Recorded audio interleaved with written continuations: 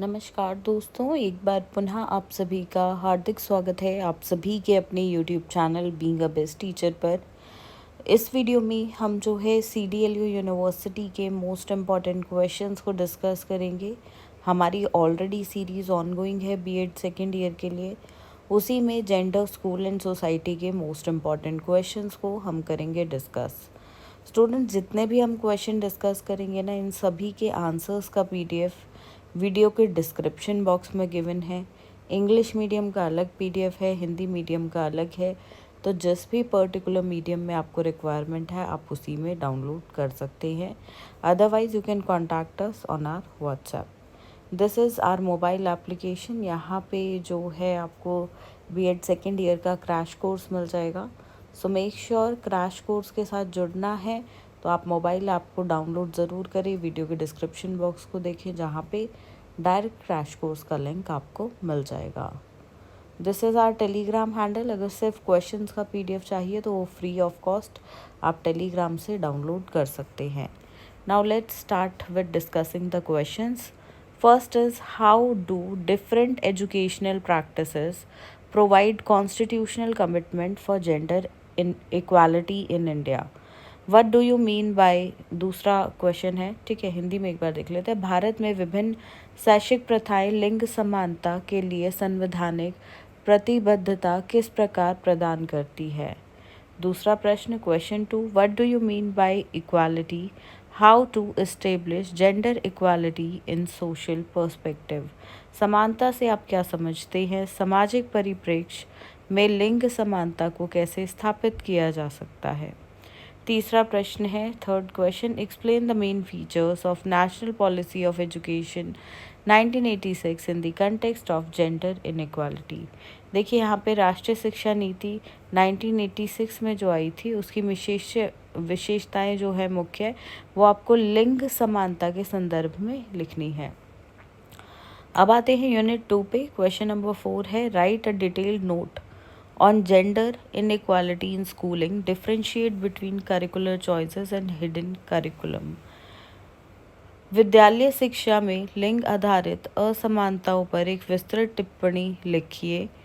पाठ्यचर्या की विकल्पशीलता और छिपी पाठ्यचर्या यानी कि हिडन करिकुलम की बातें हो रही है, इनके बीच अंतर बताइए।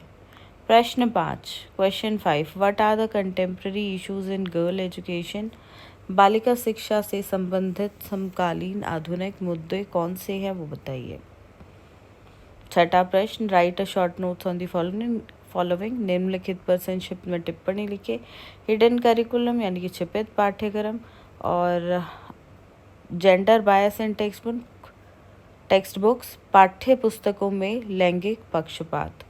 Question number 7, what do you mean by co-education?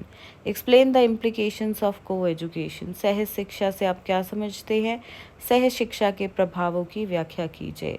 Question number 8, how do family, media, class and caste play the determinants role in gender identity? Write the relevant examples। परिवार, मीडिया, वर्ग और जाति लिंग पहचान जेंडर आइडेंटिटी के निर्धारक की भूमिका कैसे निभाते हैं? उपयुक्त उदाहरणों के साथ लिखिए।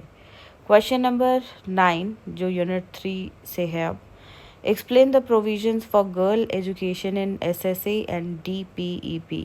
एक चीज़ मैं आपको बता दूँ, देखो गर्ल एजुकेशन से ना काफ़ी क्वेश्चंस एग्ज़ाम में पूछे जाते हैं, ठीक है, तो ये सभी यूनिट्स के साथ है, हर टॉपिक को गर्ल एजुकेशन से रिलेट करके पूछ लेता है।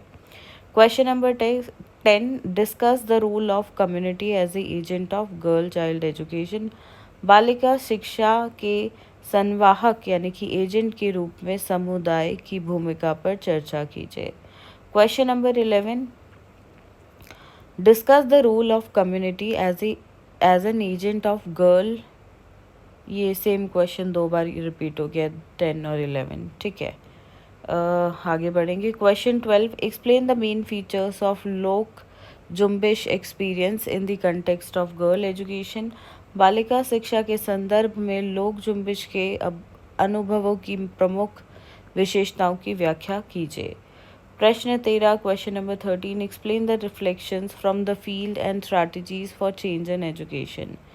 क्षेत्रीय अनुभवों से प्राप्त निष्कर्षों एवं शिक्षा के परिवर्तन हेतु अपनाई गई रणनीतियों की व्याख्या कीजिए। यूनिट 4 पे आएंगे। Question number 14, what is women empowerment essential for sustainable development, explain with suitable examples. सतत विकास के लिए महिला सशक्तिकरण क्यों आवश्यक है, उपयुक्त उदाहरणों सहित स्पष्ट कीजिए। Question number 15, write a detail note on the following.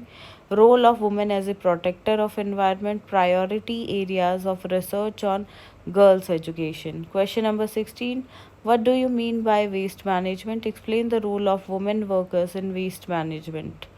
कचरा प्रबंधन से प्रश्न यहाँ पर है कि क्या इसका मतलब होता है और इसमें महिलाओं की क्या भूमिका है वो बताइए। अब देखिए ये तो आपके हो गए 15 प्रश्न, ठीक है। 15 क्यों बोल रही हूँ मैं, क्योंकि एक क्वेश्चन बीच में रिपीट था, तो 16 नहीं होंगे, ये 15 होंगे। ये लॉन्ग के हिसाब से हो गए, लॉन्ग क्वेश्चंस। अब शॉर्ट नोट्स जो आते हैं वो कुछ इस प्रकार से हैं। बाकी ऊपर जो हमने 15 प्रश्न किए वहाँ से भी शॉर्ट नोट्स वाले क्वेश्चंस आ सकते हैं, ठीक है। चलिए, gender parity index, centrally sponsored schemes in girl education in SSC and DPEP, case studies of intervention, curricular choices and hidden curriculum, gender justice and gender bias in text books. ये हिंदी में कुछ इस प्रकार से हैं। तो देखिए कुल मिला के अब ये वाला क्वेश्चन में इंक्लूड कर दे तो टोटल 16 है, 16 क्वेश्चंस। और यही क्वेश्चंस आपके एग्ज़ाम के लिए इम्पॉर्टेंट हैं। तो सिर्फ इतने क्वेश्चंस कर लो, वो बिल्कुल इनफ है। इसके अलावा और कुछ नहीं करते हो तो ज़रूरत भी आपको नहीं पड़ेगी, ठीक है। बाकी कोई डाउट हो तो कमेंट्स में लिख दीजिएगा। कोई सजेशंस आपके हों या कुछ आप पूछना चाह रही हैं, बताना चाह रही हैं, तो बिल्कुल जो भी आपके मन में है प्लीज़ कमेंट्स में ज़रूर लिखिएगा। चलिए, इस क्लास के लिए इतना ही। मिलते हैं बहुत जल्द एक नई क्लास में। तब तक के लिए ध्यान रखिए अपना, ध्यान रखिए सभी अपनों का। धन्यवाद। जय हिंद।